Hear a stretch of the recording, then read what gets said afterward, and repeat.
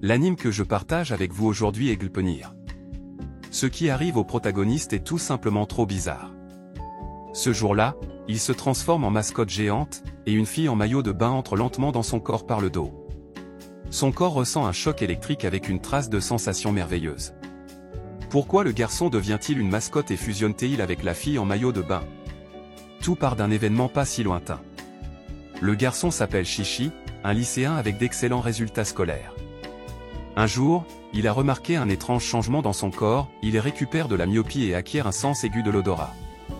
Cette nuit, il sent un incendie à plusieurs kilomètres. Il va le vérifier par curiosité, mais sur les lieux, il remarque l'odeur des humains. À ce moment-là, il se transforme de manière incontrôlable en une mascotte géante.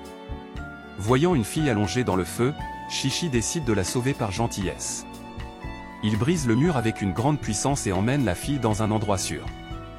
À ce moment, les vêtements révélateurs de la fille suscitent les mauvaises pensées de Chichi. Il enlève lentement la culotte de la fille, mais au moment critique, la raison surmonte les mauvaises pensées. Chichi reprend sa forme humaine et s'enfuit précipitamment. Lorsque Chichi rentre chez lui, il trouve son téléphone portable manquant, le laissant probablement sur les lieux de l'incendie la nuit dernière. La fille qu'il a sauvée la nuit dernière vient trouver Chichi dans son école. Alors qu'il craint toujours de révéler son secret, elle dit « C'est réel, et c'est juste à côté de moi. Peux-tu me parler des monstres ?» La fille demande à Chichi de parler sur le toit. Chichi ne veut pas admettre son identité de monstre et est poussé sur le toit par la fille. En regardant Chichi, qui doit se protéger en se transformant en monstre, la fille réussit son tour. Elle menace Chichi de révéler le secret du monstre ou de dévoiler son identité. En fait, Chichi ne sait pas pourquoi il peut se transformer en mascotte. Voyant que Chichi ne semble pas mentir, la fille ne le déconcerte plus. Après l'école, la fille dit à Chichi qu'elle s'appelle Kurea. Elle sort une pièce d'or en disant qu'elle est liée au monstre, mais Chichi voit aussi cette pièce d'or pour la première fois. Après cela, Kurea ramène Chichi chez elle. Kurea a enquêté sur des monstres comme Chichi, mais personne ne l'a cru. Maintenant, elle rencontre enfin Chichi dans l'intention de découvrir le secret de la transformation en monstre avec Chichi. Soudain, une fille apparaît sur le balcon, qui vient chercher la pièce d'or dans la main de Kurea. Heureusement, Chichi se transforme en mascotte et soumet la fille de manière inattendue. Cette fille se transforme également en monstre et renverse Chichi.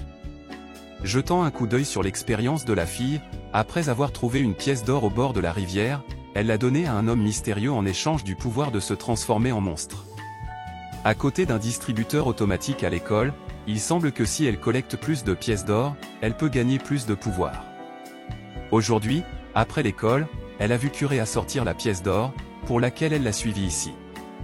Maintenant, la fille a battu Chichi. Au moment critique, Kurea lui fait perdre temporairement sa capacité de combat avec le spray au poivre.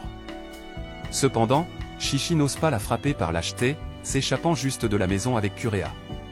Kurea dit à Chichi qu'en jugeant par les actions de la fille, ce n'est peut-être pas la première fois qu'elle agit, et elle suppose que la pièce d'or est susceptible d'être la monnaie en échange du pouvoir. Donc la fille tuera n'importe qui pour la pièce d'or. Kurea trouve une énorme fermeture éclair sur le dos de Chichi. Puis elle essaie de tirer la fermeture éclair pour rentrer à l'intérieur. En un instant, Chichi et Kurea fusionnent et peuvent ressentir les émotions de l'autre. Pendant ce temps, la fille arrive également.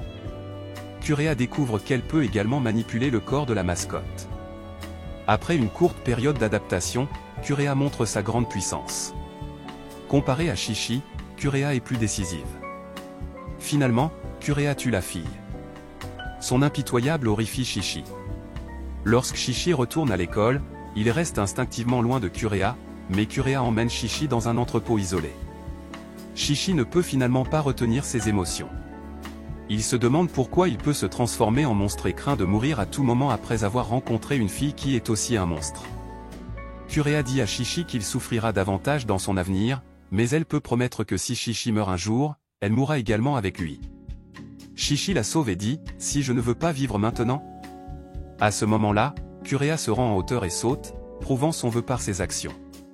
Chichi se transforme en mascotte et sauve Kurea.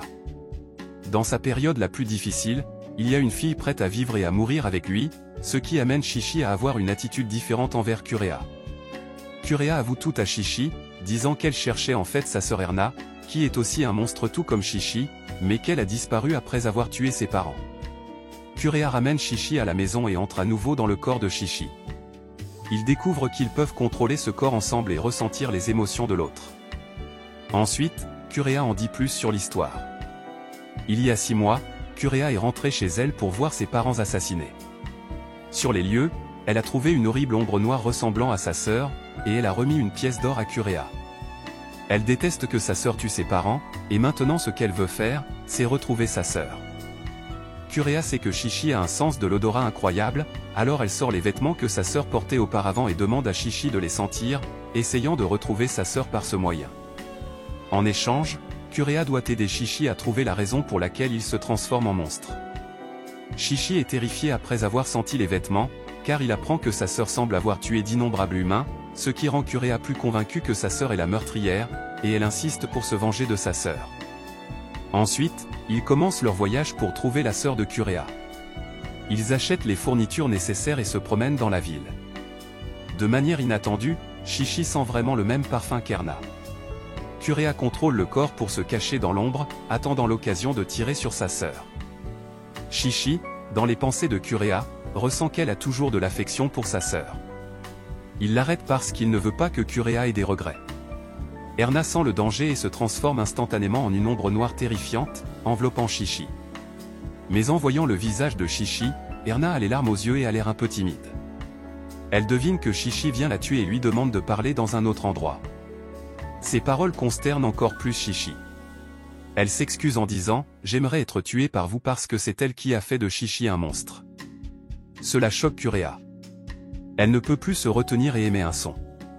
Erna découvre qu'il y a une autre femme cachée dans le corps de Chichi, se transformant instantanément en une horrible ombre noire dans une rage.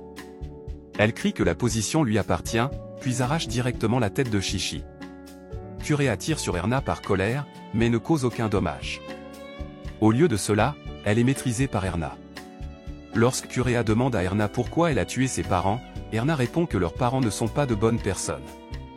Leur père, un conseiller, fait secrètement de mauvaises choses partout, et leur mère trompe également leur père avec un homme plus jeune. Kureha, n'as-tu pas également dit qu'un jour tu tuerais tes parents? Erna aide simplement Kureha à atteindre son objectif à l'avance. Au début, Erna avait besoin de la protection de Kureha, mais maintenant Erna peut protéger Kureha. Ensuite, Erna laisse une autre pièce d'or à Kureha. Lui rappelant de la porter à l'hôtel de l'école. À ce moment, Erna reçoit un appel téléphonique et part précipitamment. Pensant que Chichi est mort, Kureha est sur le point de tenir ses paroles pour vivre et mourir ensemble. À ce moment, la tête de la mascotte émet un son de côté. Il s'avère que Chichi est toujours en vie. Kureha embrasse Chichi et pleure. Ils apportent la pièce d'or à l'hôtel de l'école. Ici, ils rencontrent un homme mystérieux qui leur dit que c'est une chance que Chichi n'ait pas repris sa forme humaine lorsque sa tête a été arrachée, sinon il mourrait vraiment. Ensuite, il prend la pièce d'or de la main de Kureha et guérit Chichi de son corps brisé. L'homme mystérieux prétend être un Ujin afin de les convaincre de son identité. L'homme mystérieux mange un cheveu du corps de Kureha, puis il prend l'apparence de Kureha. L'homme mystérieux dit que sur le chemin du retour vers sa planète natale, son vaisseau spatial s'est accidentellement écrasé sur Terre. Comme il n'était pas facile de bouger leur corps pendant le long voyage, les Uzushujins se sont compressés en pièces d'or. Après l'écrasement du vaisseau spatial, les pièces d'or ont été éparpillées sur toute la Terre. Il n'était pas pratique pour lui de trouver ses partenaires seuls, alors il a utilisé des humains sur Terre pour trouver les pièces d'or. En récompense, il peut leur donner un grand pouvoir.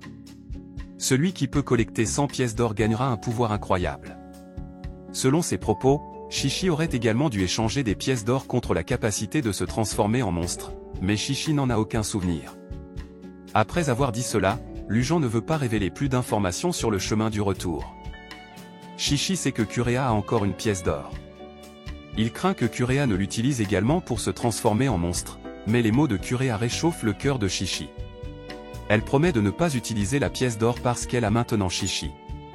Lorsque Chichi rentre chez lui, il réfléchit sérieusement à ce que l'homme mystérieux a dit, sentant qu'ils ne peuvent pas entièrement faire confiance aux paroles de l'homme mystérieux. Finalement, il décide d'enquêter seul sur la vérité et de rechercher également les traces d'Erna. Ils vont à la montagne où les Uzushujins ont dit que le vaisseau spatial s'est écrasé. Kureha suppose qu'un humain normal ne viendra jamais dans cette montagne isolée et que ceux qui viendront ici doivent être des monstres qui collectent des pièces d'or. Ils ont également besoin de plus de pièces d'or pour échanger des informations afin de découvrir la vérité. Ici, ils rencontrent le monstre avec des cornes, dans les mains des lames. Il s'appelle Tadanori, un fou qui soutient la force. Il n'est pas ici pour collecter des pièces d'or, mais pour trouver un adversaire approprié pour le combat. Bien qu'il ne soit toujours pas à la hauteur de Tadanori après s'être combiné, Kureha bat finalement Tadanori. Avec son intelligence et le talent de combat de Kureha, elle conquiert complètement Tadanori et l'invite à les aider à collecter des pièces d'or. Juste à ce moment-là, un monstre à grosse tête, prenant des photos en secret, apparaît soudainement. Le monstre menace de dévoiler sa véritable identité dans la ville s'il ne suit pas ses ordres. À ce moment-là, Tadanori le frappe. Kureha voit un groupe de personnes depuis le téléphone portable du monstre et propose une nouvelle idée. Kureha devine que sa sœur Erna doit également avoir des complices et ira également dans la montagne pour collecter des pièces d'or comme elle. Shishi et Kureha sont encore trop faibles. Kureha trouve les personnes au téléphone et menace de révéler leur identité. Finalement, elle parvient à rejoindre leur groupe. Le chef de ces personnes est une fille nommée Sayaka. Afin de gagner leur confiance, Kureha avoue que son but est de se venger de sa sœur Erna. De manière inattendue, Sayaka connaît également Erna. Elle promet de faire de son mieux pour retrouver Erna, mais Sayaka demande à Kureha de garder le secret. En fait, leur objectif d'aller dans la montagne est d'empêcher ces monstres de collecter 100 pièces d'or et d'obtenir un super pouvoir des Uzushuja. Sinon, le monde humain sera dans le chaos. Parce qu'elle a été trahie par sa meilleure amie, Sayaka a choisi la capacité de faire en sorte que les autres gardent leur secret. Sayaka organise un rituel de malédiction pour Kureha. Si elle révèle le secret du groupe à d'autres, elle mourra. Pendant le rituel, une femme nommée Sero pose ses yeux sur Shishi sous sa forme de mascotte. Cette fille aime naturellement les animaux à fourrure, et sa capacité est de communiquer avec eux. Elle a accidentellement perdu son portefeuille en gravissant la montagne, qui contient les informations de son identité. Il risque d'exposer son identité si elle est récupérée par